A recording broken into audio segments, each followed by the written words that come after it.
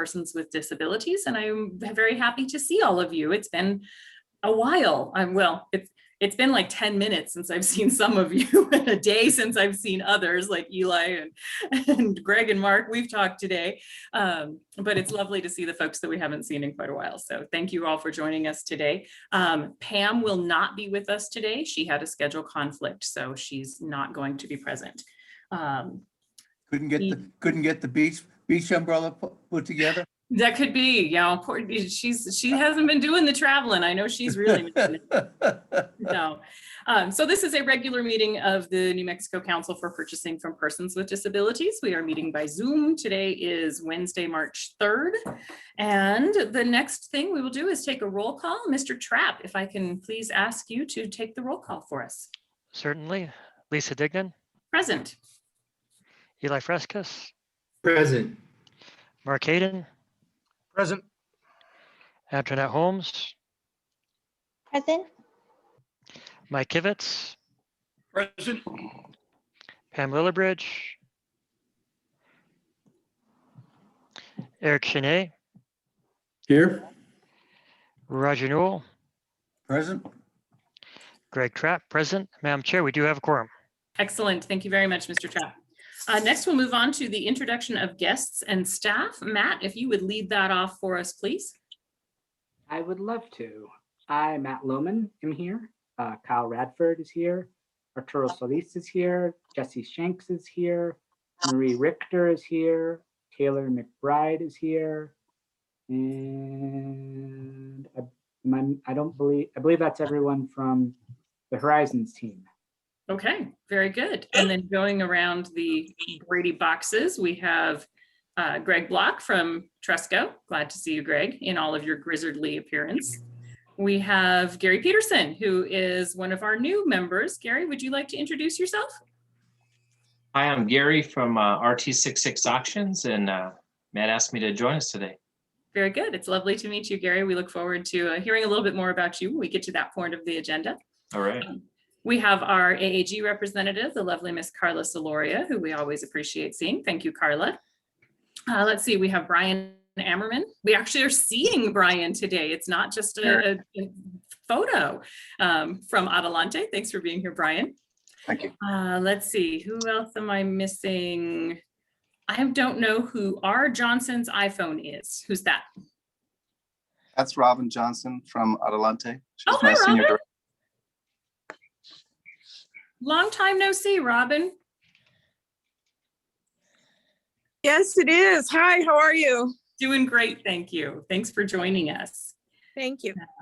And then we have one more phone number on here that I don't see identified, and I don't know who that is, ending in 2477.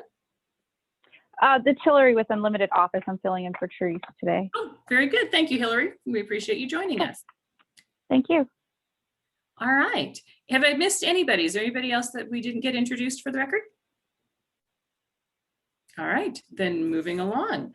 The next item is approval of possible changes to the order of the agenda or deletion of items. Matt, do we have anything that we need to strike from the agenda or anything that we need to take out of order today? You're muted, Matt. I don't believe so. Okay, excellent. We'll keep moving then. Next up is the approval of the minutes from our January 6th meeting, which feels ages and ages ago. Council members, did you all have an opportunity to review the minutes in our packet? And are there any comments, changes, or corrections?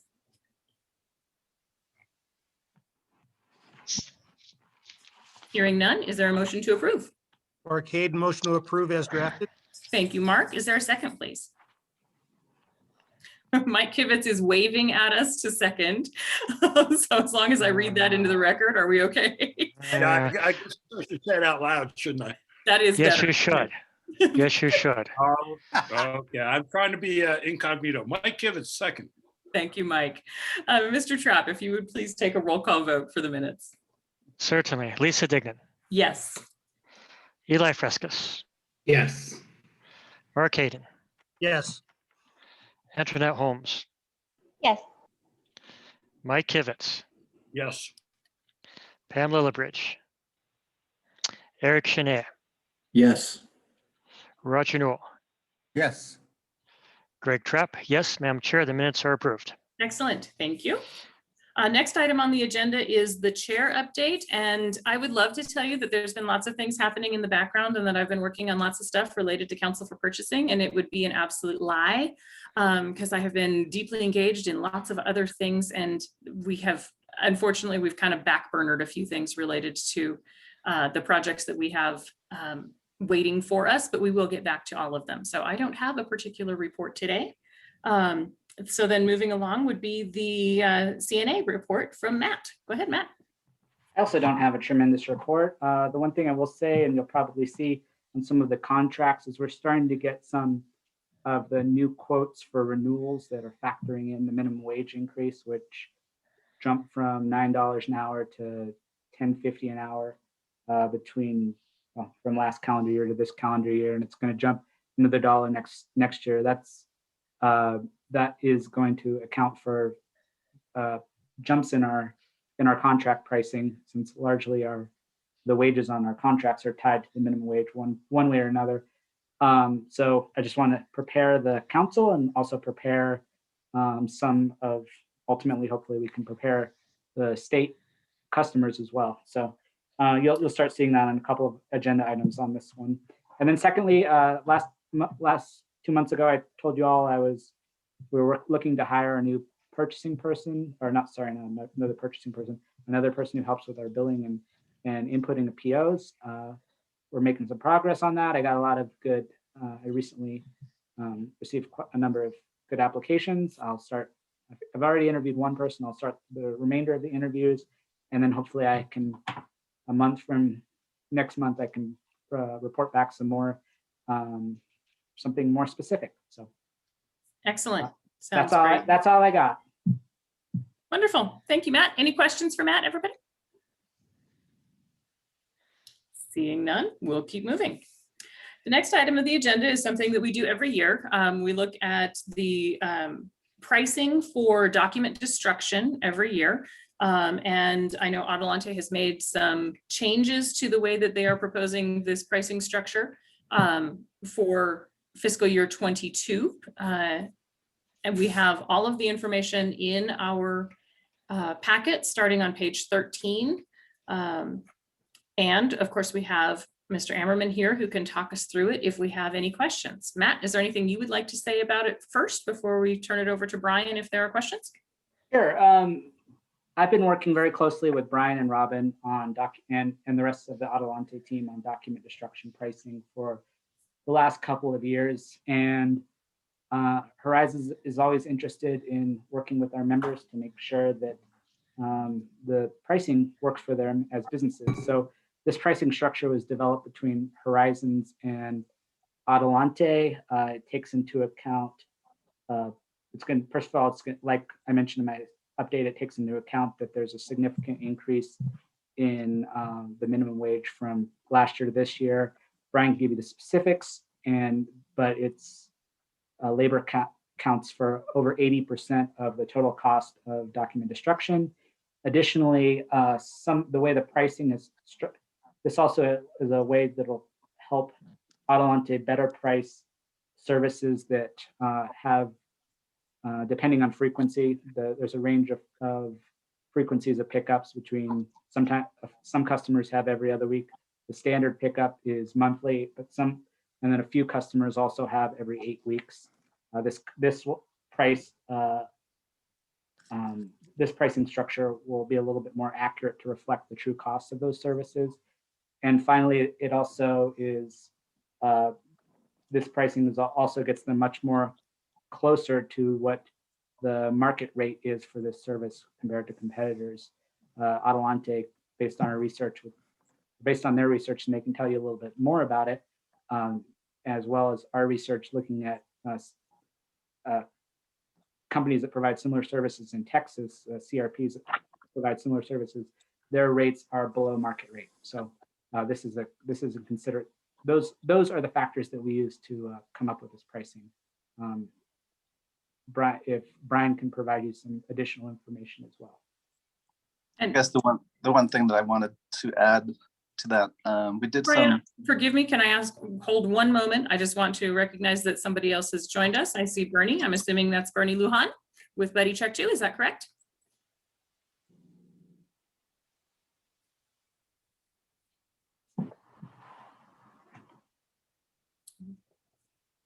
Bernie, we can't hear you. Is that you?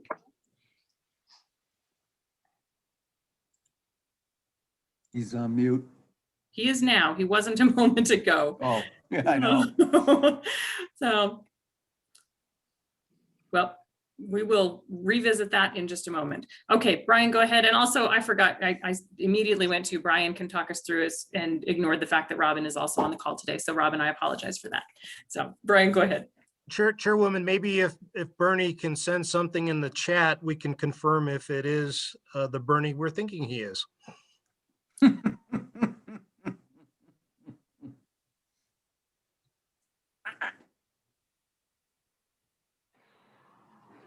right.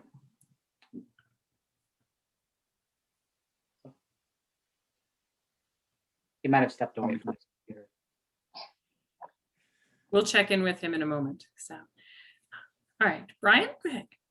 so the one thing that Matt and I had looked at, I had one of my folks shop some of the local vendors that provide shredding. Nobody in this area does plant-based shredding, so people are getting a very good deal there. Most of it's mobile, and around this area, both Black Dog and Shred It charge $60 to $65 per 65-gallon container for every service. Down south, where we actually had subbed it out to Total Destruction before because we weren't servicing that area, for they charge $65 for a 65-gallon bin also. So when you look at less than $25 for plant-based for us, for similar type of service, as well as less than $40 for the mobile, compared to the 60 to 65, we're still quite below what the commercial competitors are. Otherwise, Matt did a very good job summarizing where we are. Okay, very good. Council members, have you had a chance to look over the proposed pricing structure? Do you have any questions for Brian or for Robin? Councilwoman, I have a question that's related, but not on the pricing itself. It has to do with the contract. If now is an appropriate time to ask that question, I will. I think so. It's not really a contract. It's just kind of a price agreement, and then the contracts would be considered separately. But I trust that you know the difference between those, Mark. So go ahead. Let me ask the question this way. With regard to the pandemic, there were agencies that were wanting to cancel the service, and there was something about the way the contracts were written regarding the shredding services that put the agency in the position of having to pay for services that weren't rendered. And Matt was working on a resolution, and he may have already done that, or Brian, if you wanted to weigh in on it. And I think the fix was to allow an agency to cancel and return the bin, or at some point in the interim contract term, change the frequency so that they wouldn't be put into that position. Can you comment on that, either Brian or Matt? I can start and have Mr. Ammerman fill in the details. The issue, yes. So the option, there was an addition to our pricing agreements this year that stated that the services that the agreement is charged based on, and I really should, Brian probably has the wording. I can defer to Brian on follow up on the specific wording, but effectively, Adelante has been loans their bins out to the service providers, or sorry, to the customers, and the customers have been using the bins, but not necessarily having them. Bernie's back. Not necessarily having pickups at the same frequency. So we've been offering the customers with two options. One, they can continue being billed as it is because this is Adelante's bins, and if they're underused, the bins that are being underused, Adelante would have the opportunity to deploy them to customers who could better utilize them. or Adelante is offered to pick up the bins and effectively pause the services. So those are the two opportunities that we provided them.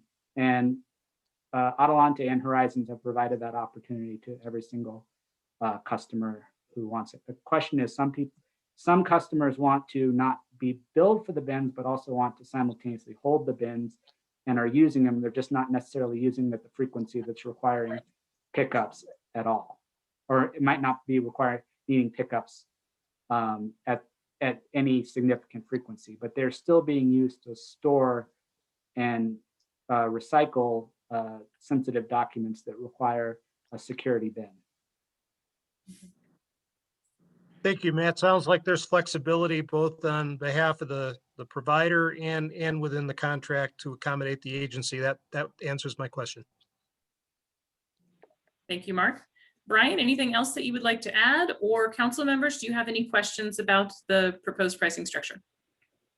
Madam Chair, this is Eli. I just had a question about the second to last line and zones 1 through 8. And then it says 10, no charge. Just wondering what that was. Maybe that's a question for Brian or Matt. Thank you. Brian, go ahead and please take that one. You know, there's when they put out the statewide price agreements, the state is divided up into different zones, and it's based off of that zone map. I could probably find one if I needed to and send it to you if you'd like to see it. But primarily, the zones that we have a hard time servicing are all down in the southeast and southwest quadrant because there hasn't been enough customers down there for us to make the trip worthwhile. So sometimes folks have to weigh the options between paying our reasonable rates versus local ones, but you end up paying a mileage stipend to go with it to make it worthwhile to go there.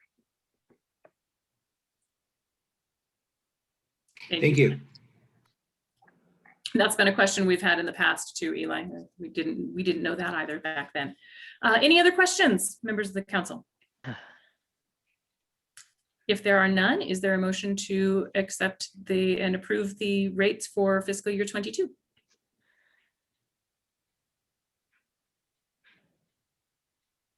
A motion. Thank you, Roger. Is there a second? This is Antoinette. I'll second.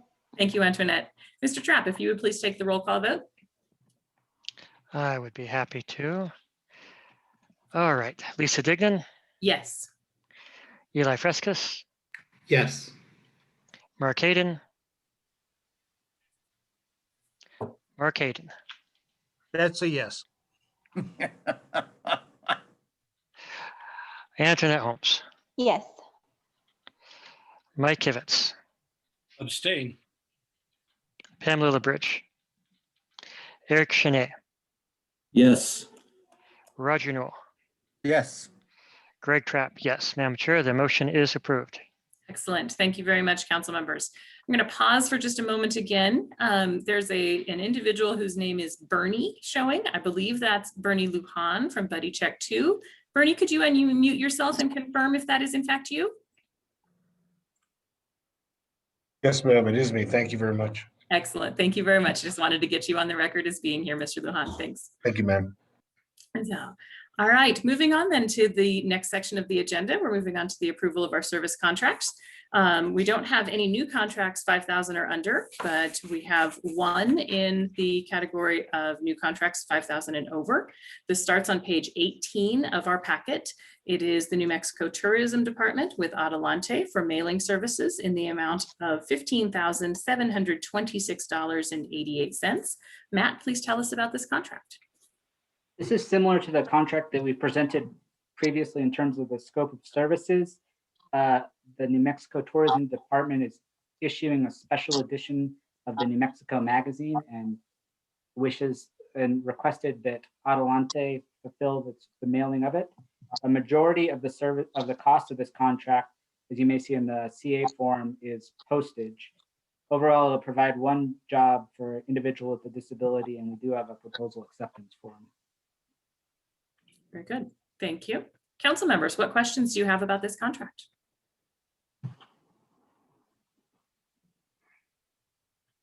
If there are none, is there a motion to approve? You're muted, Mark. Second time. Mark Hayden, motion to approve. Thank you, Mark. Is there a second, please? I'll second. Thank you, Eric. Mr. Trapp, if you would please take the roll call vote. Certainly. Lisa Dignan, Yes. Eli Frescas, Yes. Mark Hayden, Yes. Antoinette Holmes, Yes. Mike Kivitz, Yeah, abstain. Pam Lillibridge, Eric Chenet, Yes. Roger Newell, Yes. Greg Trapp. Yes, Madam Chair, contract approved. Thank you very much, Mr. Trapp. The next contract on our agenda is an FY21 renewal under $5,000. It is between Para and Adelante for document destruction services in both Albuquerque and Santa Fe. The FY20 amount was $4,853.92, and the FY21 amount is just slightly higher at $4,997.95. This is on page 26 of our packet. Matt, anything to call out related to this one? The main thing to call out is that this will, in full disclosure, this one was one that we kind of slipped through the cracks and services started to be performed. I don't believe we've actually invoiced on those services. By our calculations, $1,481.23 worth of services have actually been performed on this contract. It provides 2 jobs for an individual with individuals with disabilities, and we do have a proposal acceptance form for this one. Was there something urgent about this contract that made it had to start prior to the council reviewing and approving it?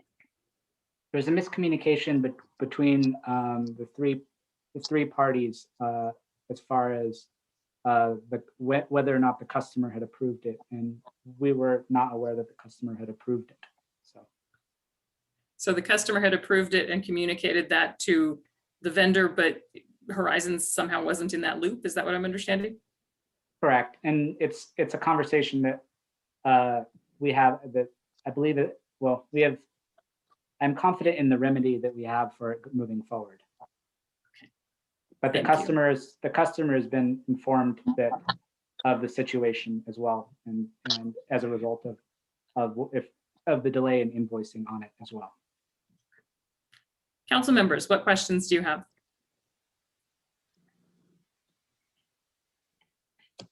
If there are none, is there a motion to approve?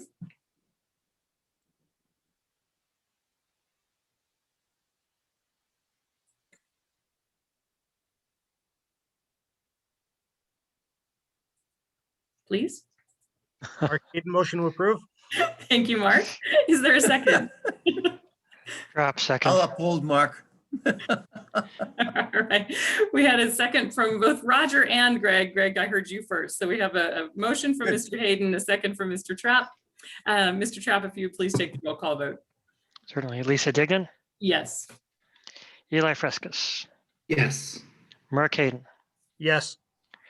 Antoinette Holmes, Yes. Mike Kivitz, Abstain.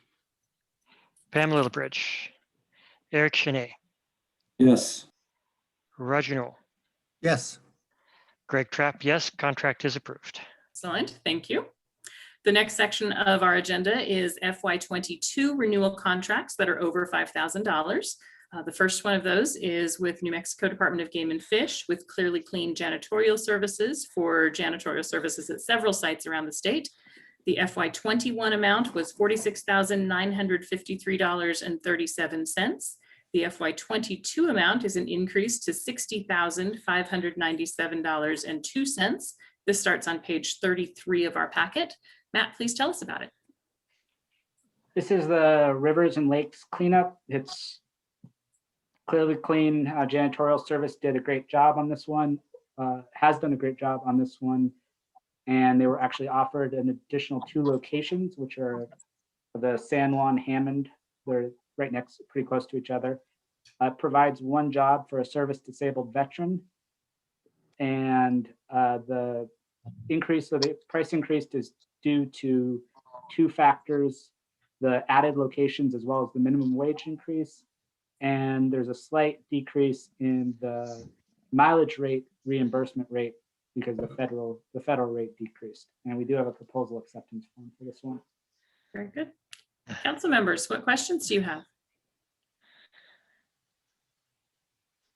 This is Mark Hayden. I got a question. The travel is a significant amount, and I know there's a mileage that's given there. And I think the number of sites is also provided somewhere. Matt, can you give a little more detail on what goes behind the travel cost? Sure, I probably should have flagged it a little better. I actually sent a breakdown to you specifically a couple days ago, but I bet you get about 1,050 emails a day. So, but I'm happy to break it down. So the Los Pinos site it's a 380-mile round trip. There's 2 trips per month, and that location is open 12 months a year. The Manzano site, it's 120 miles round trip. There's 4 trips per month, and that site is also open 12 months a year. I assume I'm pronouncing it right. The Chariot location is 356 miles round trip, 4 visits per month, and open 12 months, service 12 months per year. The Edward Sargent location is the same mileage, 356 miles round trip. There's only 2 trips per month, and that's open for 12 months a year. And finally, the San Juan Hammond locations, they're priced together, or they're configured together. It's 334 miles round trip. There's 4 trips per month, and that location is open 8 months per year. Thank you, Matt. Any other questions, council members? Hearing none, is there a motion to approve? Roger. Thank you, Roger. Is there a second? This is Antoinette. I'll second. Thank you, Antoinette. Greg, if you would please take the roll call then. Lisa Dignan, Yes. Eli Frescas, Yes. Mark Hayden, Yes. Antoinette Holmes, Yes. Mike Kivitz, Yes. Pam Lillibridge, Eric Chenier, Yes. Roger Newell, Yes. Greg Trapp. Yes, contract is approved. Thank you, sir. Next in this category is also New Mexico Department of Game and Fish, but this one is with Tresco for janitorial services in Albuquerque and Roswell. The FY21 amount was $314,151.18. And the FY22 amount is much lower at $184,981.38. This starts on page 41 of our packet. Matt, please tell us about it. And of course, we have Greg here to answer any questions. Thank you. The significant difference in this is last year, this contract was provided by 2 different providers, a separate one in Albuquerque and Tresco in Roswell. The price projection last year was based on an anticipated number of hours that it would take to perform the services. In part, that's why there's currently 1 single provider instead of 2 providers moving forward. There's 2 CA form or 2 contract authorization forms you'll see in the packet, one for the Albuquerque location and then one for the Roswell location, so you can break up, so you can see how each one is itemized. And collectively, it provides 6 jobs for individuals with disabilities. There is a minimum wage increase, so the hourly rate has increased on each line item. And then there's we do have a proposal acceptance form for this one. And just as a anecdotal note, when the other service provider relinquished the Albuquerque location, Game and Fish specifically requested that Tresco perform the service, as because they were very pleased with the outcome that was being performed, or that was taking place in the Roswell location. So Tresco, though it's not an Albuquerque-based nonprofit, and we do have several Albuquerque-based nonprofits, the customer specifically wanted them. And this is a very unique contract based on the different components of it. And I'm very pleased with the outcome of Tresco's performance on it. Excellent. Greg, were you able to find local Albuquerque people to do the Albuquerque office, or are you importing people from Las Cruces? We are employing people from Albuquerque and the Rio Rancho area. I will also say that while Tresco is a provider on this contract in Albuquerque, we're also a customer. We use 2 of the members for some of the subcontracting. And so my bug guys out of Albuquerque does the pest control, is doing outstanding work. I will also tell you Adelante does the document destruction. Robin and Brian and that crew have been outstanding to work with. It's kind of unusual to be a customer of one of the members. And when I say unusual, I just haven't had that experience.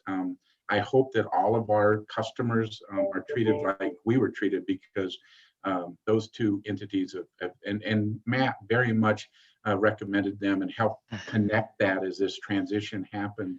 And those 2 partners of ours could not have been better to work with. So all of our work in the Albuquerque office is Albuquerque people, including the subcontractors, and the same in Roswell. It's all Roswell people. Wonderful. Thank you. Glad to hear that. We like to hear of local folks being hired for the work. So, council members, what questions do you have? Madam Chair, I have a question on the, I think it's supplies materials number 4, $9,659. And I don't recall seeing a supply cost breakdown. Matt, can you give any detail? Sure. Yes, I can. Yeah, give me 1 second. And Greg might have it in front of him, but Greg, well, I can get that too. Give me 1 second.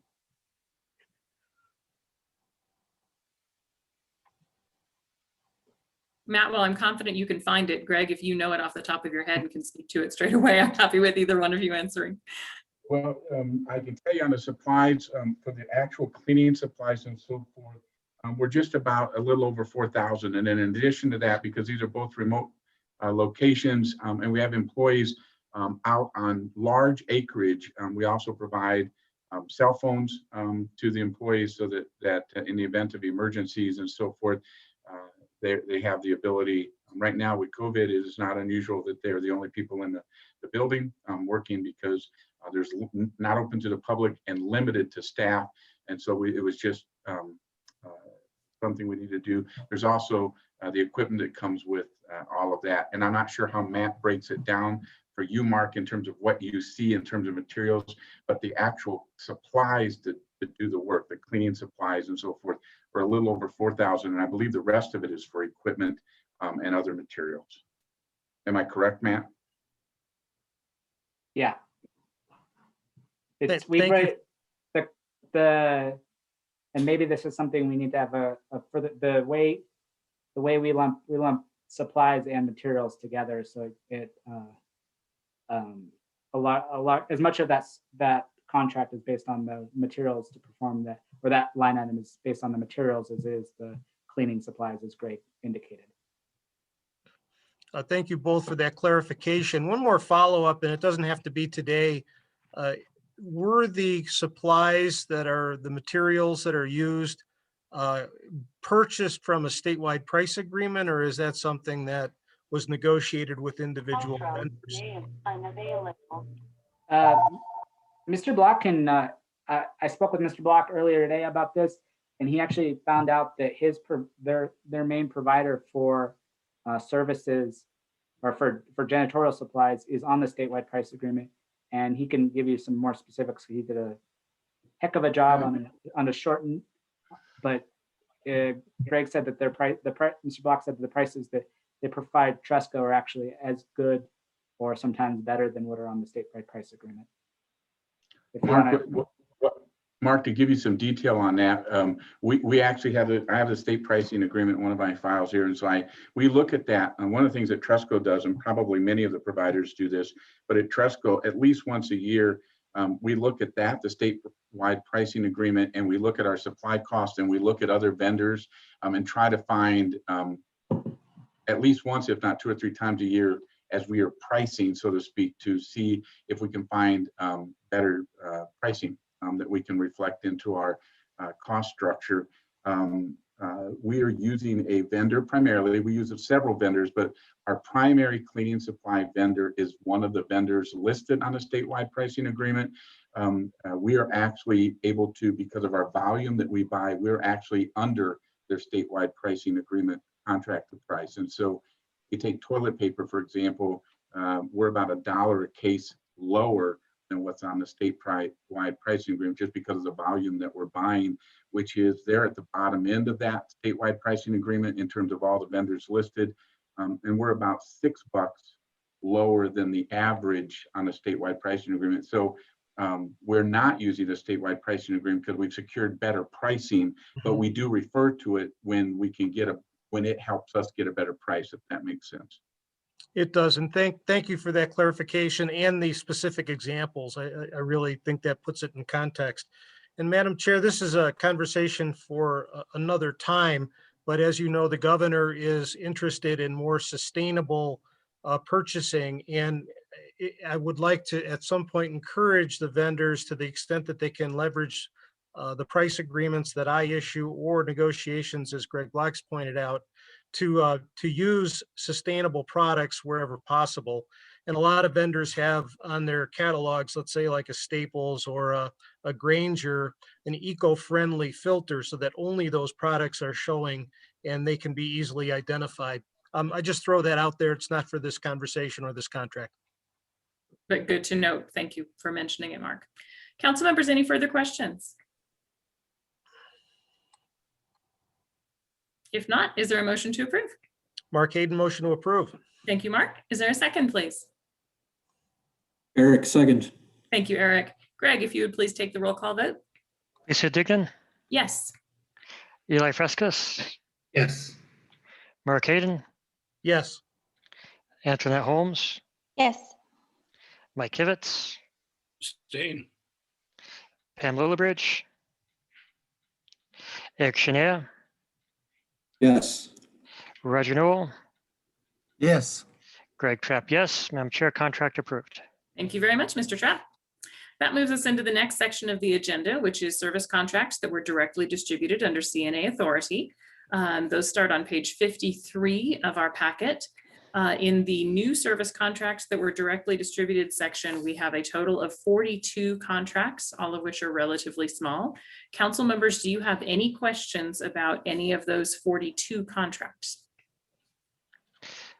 This is Greg. I don't have a specific question about a specific contract, but it does seem like there are an awful lot of contracts with the city of Albuquerque and Life Roots for the same kind of emergency cleaning service. Is this something that should be done as a single larger contract that we would approve, or is it appropriate still as a item that's directly distributed? So it just seems to me like there's an awful lot of contracts there for the same thing, and I just wonder if maybe this should be something that would be a single larger contract. So Matt, if you could respond to that. Sure, my pleasure. These are all services that need to be performed either same day or within 24 hours. I will say that in February, the number of these services that were requested was significantly less. And this represents 2 months worth of services. So, but the number of services that were requested in February was significantly less. This, for what it's worth, all levels of the city's procurement office is aware of this arrangement, from the Ms. Bradley, the head of the chief procurement officer for the city. It's something we've had in a conversation. The purchasing folks just haven't really figured out an appropriate way to make a more standard pricing. I will say, you'll notice some of the pricing are identical, and there is a very specific methodology that they have for their pricing in the way that they break it down. And so, for example, the same location will have the identical pricing 1 month over the next month. So I don't have a good answer for you. I mean, I don't have a specific answer for you, Mr. Trapp, but I will say that from Ms. Bradley, the chief procurement officer, down to the folks at the Albuquerque Police Department, they're all aware of how this situation is being handled. All right. What are your thoughts, Mr. Trapp? Oh, well, when we adopted the procedure to allow for the direct distribution of contracts, we wanted to make sure that contracts were not being separated out so that they could be directly distributed as a way of avoiding the approval of the council for a single larger contract.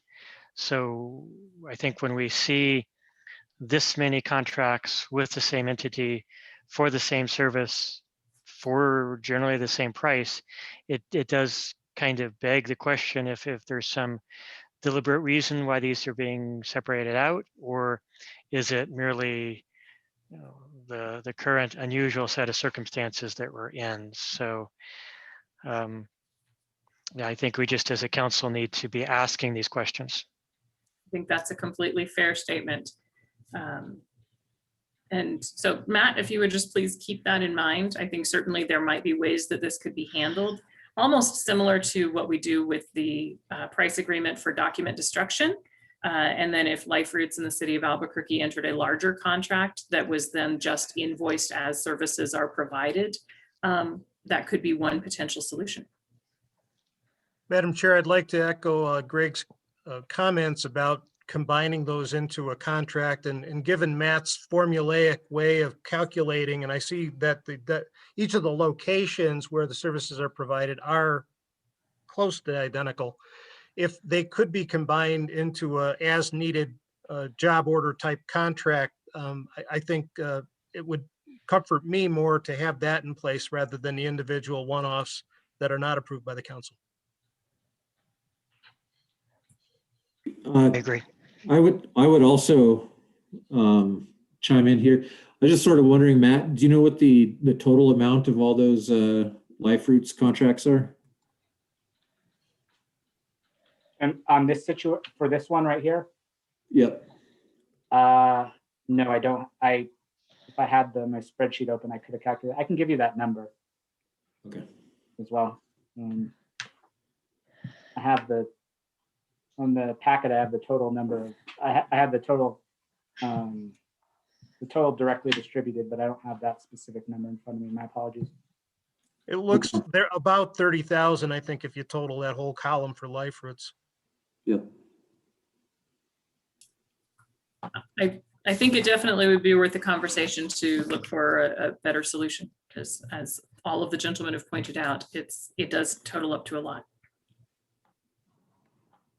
And obviously we recognize that we are living in highly unusual times right now where things don't always go the way that they would when in normal circumstances, but still it would behoove us to at least explore other options.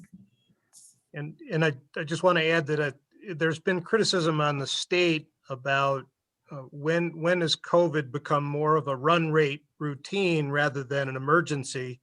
And I think a year into it, as we enter March, leads towards Greg's comment that we ought to normalize this and anticipate things and do them more normal than not. Extremely valid point. Yes. Any other questions about any of those individual contracts or anything further on this topic? Hearing none, then I'll move along to the next section of the agenda. There was one FY21 renewal service contract that was directly distributed. That's on page 55. That was the Commission for the Blind and DigiPros. Are there any questions about that contract? And then the last section is contracts directly distributed under CNA authority in cases of urgent and immediate need or cases of state or national emergency. And we had two in that section, both with the city of Albuquerque. Any questions about those two contracts? Madam Chair, I will be remiss in my not questioning on this one. What kind of printing services were these for the first contract here with the Environment Department? Give me 1 second. Matt and I talked about this one when it happened, and I asked the same question, Greg, so I will let him respond. When is printing urgent? And it was valid. Well, for the record, we just want to make sure we're doing our due diligence here. Indeed. The city of, that's actually, the city of Albuquerque, their general print rule is that we have to give a quote within 24 hours or 48 hours. And we have to give and most jobs are required to be delivered within 10 days. That's the city of Albuquerque's general print timeline for our projects. So that, and I think I might have talked about that, discussed that when we were put on the printer pool contract, but that's a general timeline for all of their printing contracts. There are very few printing contracts that I've seen. In fact, I don't think I've seen a single print contract that had a delivery date of a required delivery date of less than 30 days. So if that might require Horizons, well, let me phrase this. So Horizons itself does not have the authority to, I do not believe as a customer of the, Horizons itself does not have the ability to go about and shift that timeline on our own. So, but it's with respect to this specific one. Give me a second.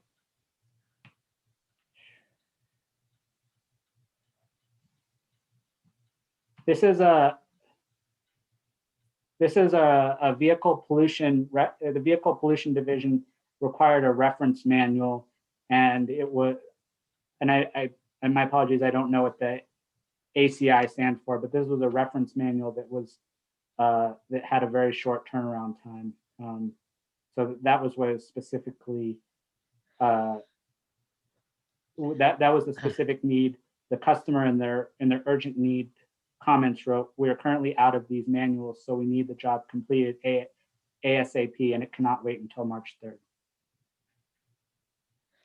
So this kind of falls under your poor planning is not my urgent and immediate need sort of question here.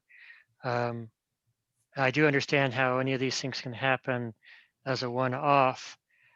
The city does have its needs here too that they have based on the timing, but this does kind of cause me a little bit of angst here because in essence, what we're saying is every city of Albuquerque printing need is going to fall under this urgent and immediate need criteria.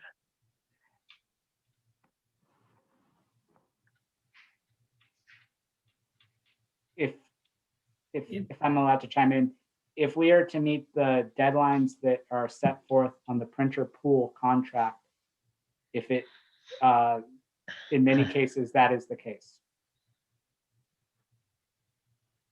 We were, and if I can add one more thing, when these opportunities are sent to every single person, every single vendor on the printer pool, which is, I think, I'm going to take a ballpark guess and say 30 plus vendors, and every single one that can provide a service submits a quote, and at the same time, ours are not reviewed in advance. We only are awarded contracts if our price is falls within our allowable price preference under the State Use Act. Okay. Madam Chair, I had a question on the contract that begins on page 63. This is the emergency cleaning of APD Command Center in the city of Albuquerque by Life Routes. I note that the date of the contract's January 15th, the date of the service one time is December 1st. And I'm just wondering why this wasn't submitted in our December 9th meeting.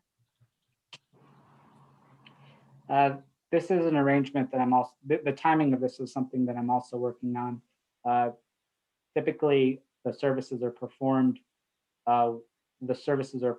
within 24 hours, and I don't necessarily receive a quote at that time, the specific quote for it at that time. I did not have the quote on hand in advance of the December 9th meeting.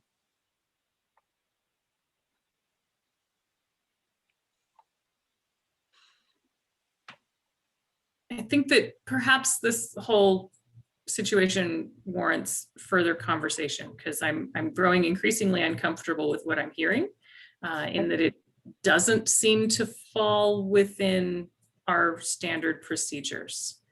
And I totally understand that our members are doing their best to meet the needs as they are presented and take care of what needs to be done out there. But I think we also do need to be careful that we're not ending up in a situation of violating our own procedures and doing something that appears inappropriate. Mike, go ahead. And then Roger, we'll come to you next. Yeah, just a quick comment, and I'm not disagreeing at all. With the printing, that would give me more concern if it was, say, over $5,000, because these little ones, people run out, but the big ones, I think we've got much more of an issue. The second, but that is more of an urgent and immediate need. The second one is because we provide that service as well, not as nearly as much as Life Roots does.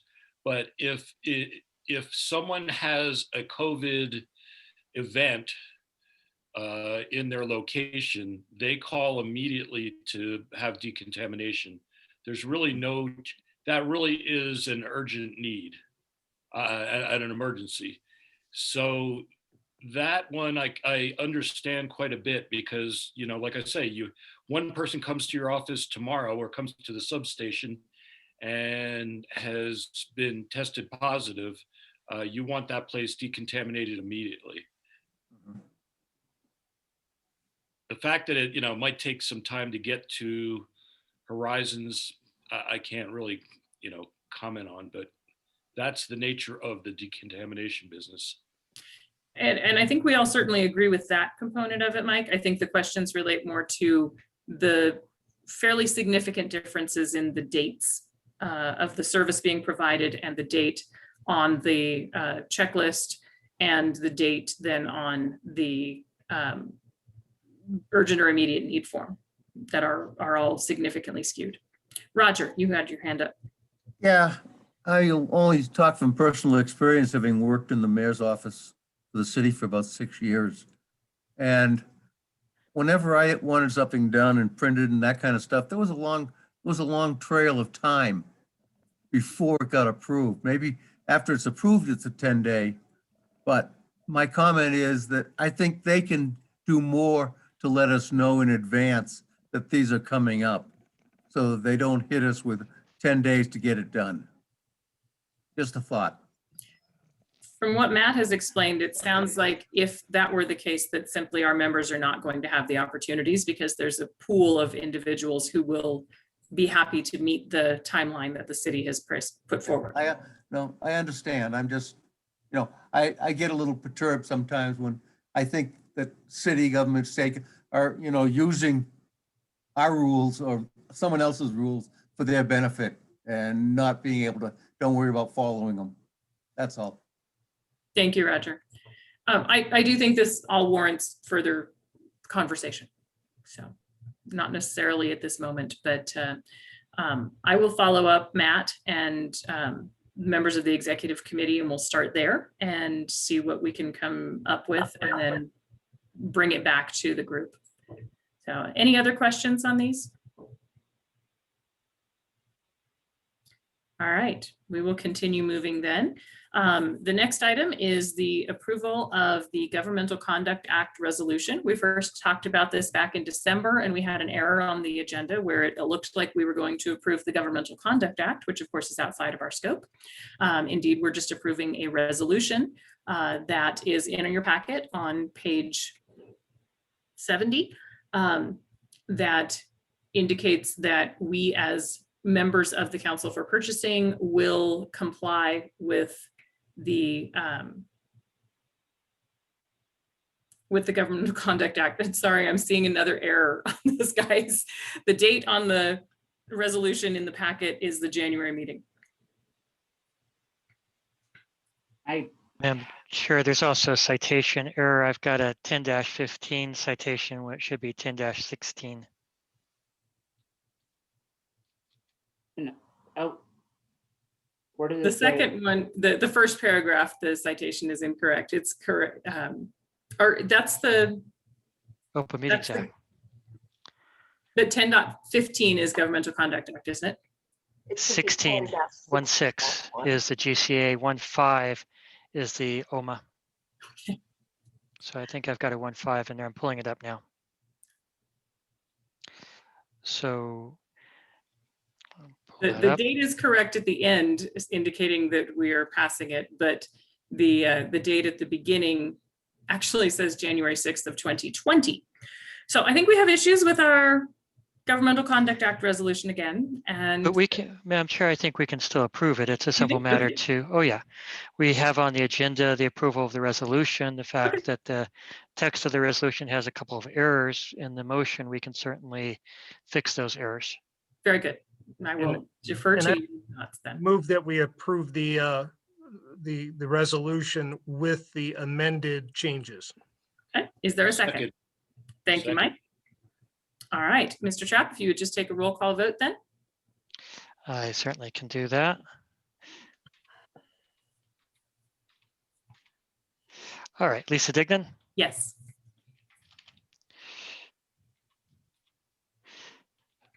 sorry, I'm getting too many files opening here. And for some reason, I'm going too fast.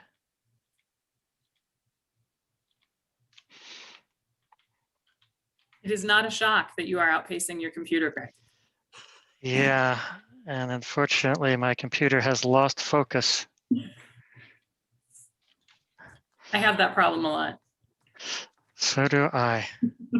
And also in my computer. All right, I'm back in focus. All right, Lisa Dignan has voted yes. Eli Frescas, Yes. Mark Hayden, Yes. Antoinette Holmes, Yes.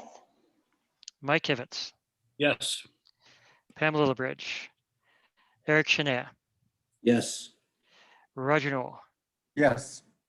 Greg Trapp. Yes, Madam Chair, the Governmental Conduct Act resolution is approved as revised. Excellent, thank you. And I will work with Horizon staff to get that signed and posted on the website. The next item on our agenda is the approval of a new service that has been presented, and we have the provider of that service here with us today. The service is auctioneering services.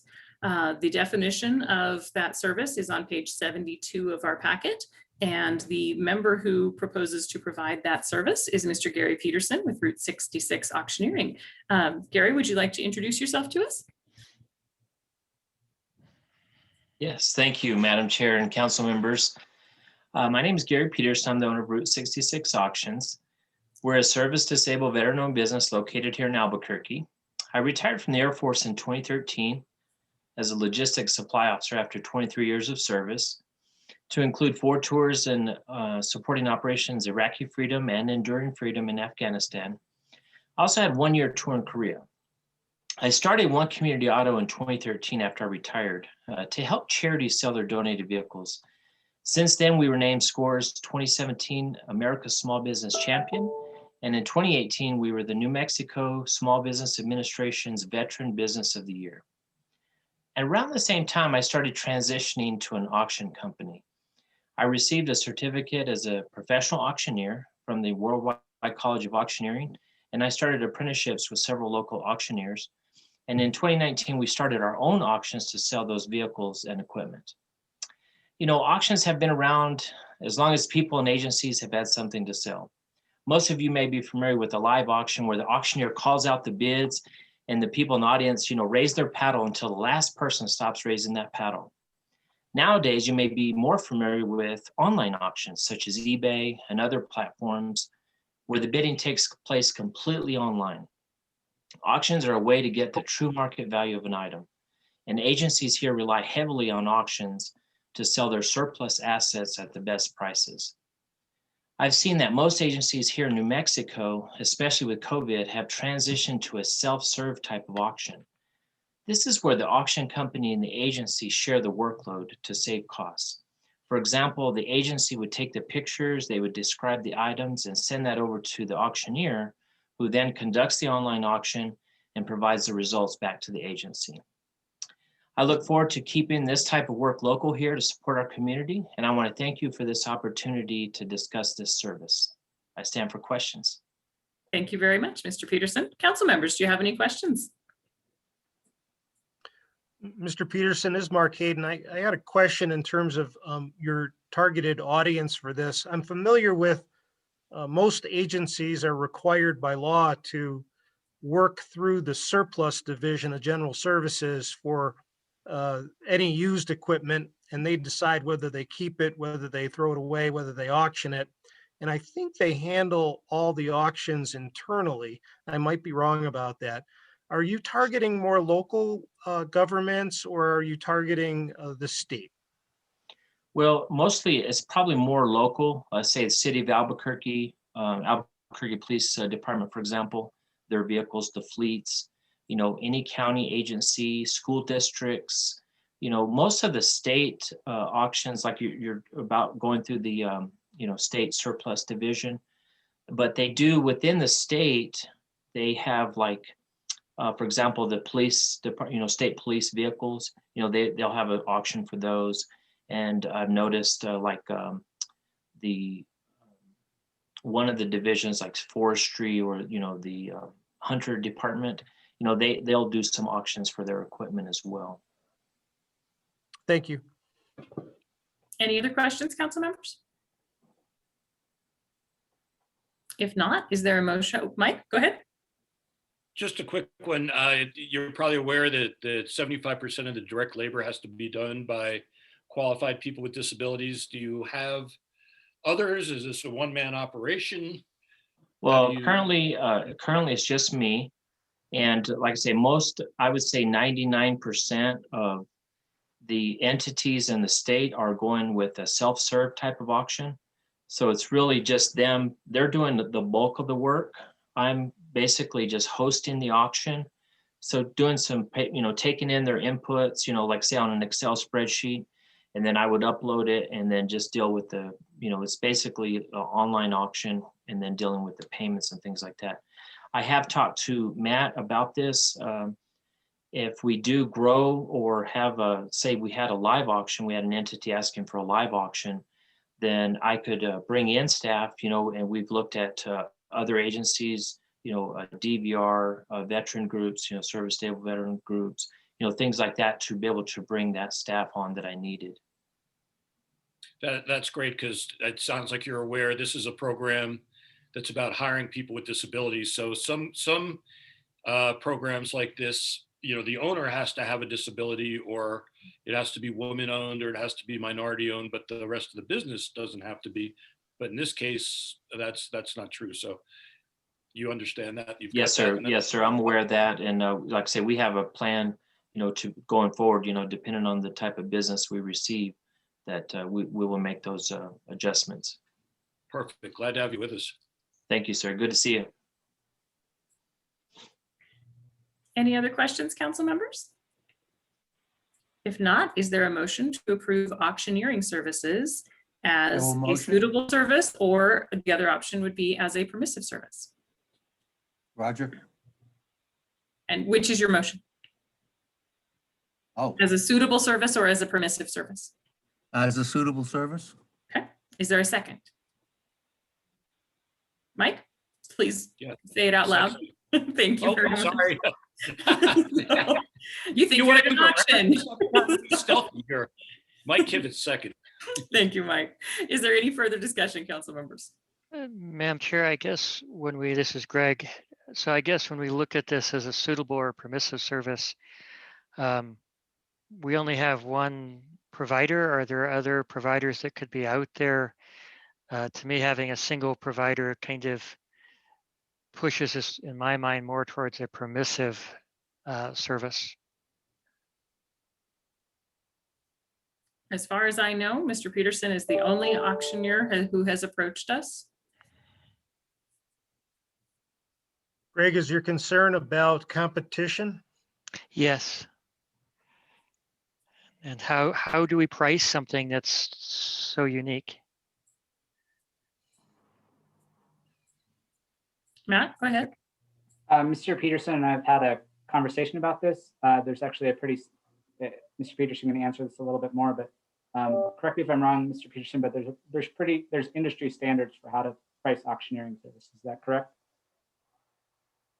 That is correct. You know, there's a pretty tight window on the kind of the standard pricing, and depending on what the agency requests, like say for self-serve, it's pretty standard across the board. But depending on, let's say if we had a big live auction, you know, that would be a totally different ball game there. But mostly it's pretty standard.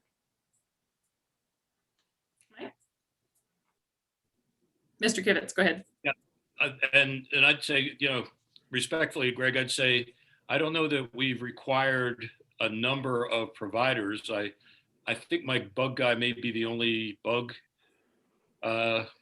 pest place. I'm pretty sure we're the only document destruction, maybe document imaging place. I think there's probably a lot of examples of that. I think we have to be, I think Horizons has to be very careful then, so that if customers have any issues with the fact that there's just one provider, if that provider isn't providing quality services, then, but that's a different issue, not permissive versus whatever we're talking. Suitable.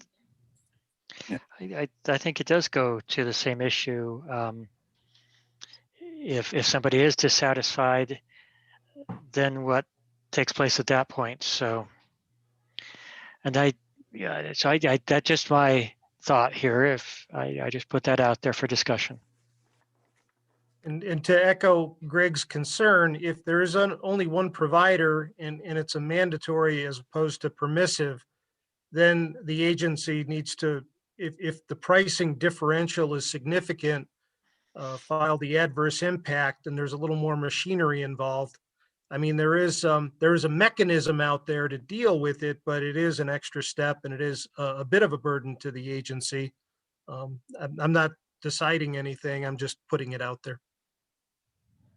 I was going to say the same thing about adverse impact. We do have a process in there. And if we start getting people saying, well, I've got an adverse impact with this one provider, then we've got maybe a quality issue, and we do not have to have members stay members if their quality is not good either. So, but that's a whole nother situation. Anyway, if we set a precedent about permissive with one, we will be setting a precedent, just so that we're all aware. And we've already broken that.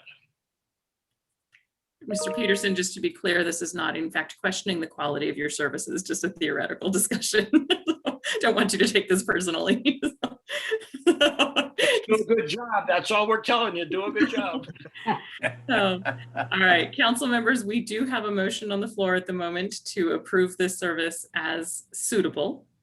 Is there further discussion before I ask Mr. Trapp to take the roll call vote? Hearing none. Mr. Trapp, if you would please go ahead. Lisa Dignan. Yes. Eli Frescas. Yes. Mark Hayden. Yes. Antoinette Holmes. Yes. Mike Kivitz. Yes. Pam Lillibridge. Eric Shania. Yes. Roger Newell. Yes. Greg Trapp. Yes, Madam Chair. The suitable services for auctioneering is approved. Very good. Congratulations, Mr. Peterson, and welcome as our newest member business. Now I hope we get some requests for auctioneering so that Yes, thank you so much. Thank you very much, and thanks for joining us today. All right, council members, moving along. Next item of the agenda is subcommittee updates. And Mr. Trapp, I'll check in with you, but I'm pretty sure that we don't have anything further. That would be correct. All right. I would want to note that Mr. Fresquez has to leave us at 2:45, so we have just a couple of moments, because as we all know, it's a very busy time of year with those legislators expecting our attention and things like that. So thank you for the reminder, Eli. We don't have, because we know that Eli has to go, and we don't have any other items on the agenda that require council action. So the rest of the items are informational and discussion purposes. So having you leave when you need to, Eli, is not a problem whatsoever. I will mention real quick, the next meeting is April 7th, and I will make sure that we get information out to all the council members so that we have reminders of that. I believe the calendar invitations already went out, but I will double check. So Eli, at that, if you need to jump, feel free to do so. Thank you for being here, sir. Thank you. So, the next item is open public forum and public comments. Do any members of the public have any comments that they would like to make with us today?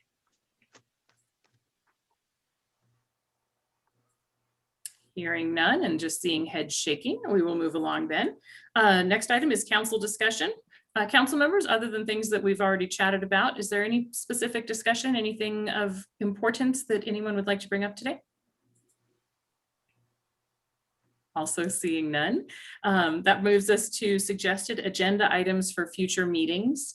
I've made a note with regard to the sustainable products that Mr. Hayden mentioned. And of course, I do think that we need to have a bit of a conversation with regard to lots of little contracts as opposed to finding a way to get those under an umbrella.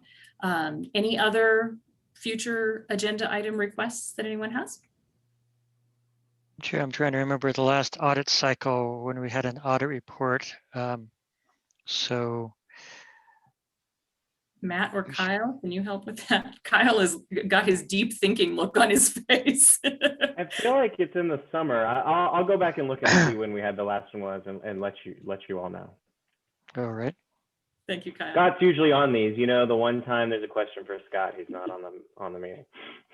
He would have been here last month if we'd met, I'm sure of it. So, all right, anything else? Other last comments, questions, anything? I see shaking heads. All right, well then the next time we will get together is Wednesday, April 7th at 1:30 p.m. and I'll make sure that that calendar invitation has gone out.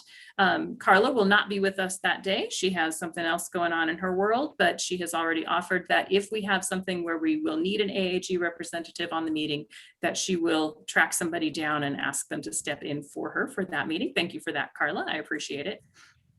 No. All right. If there is nothing further, then we will stand adjourned at 2:44 p.m.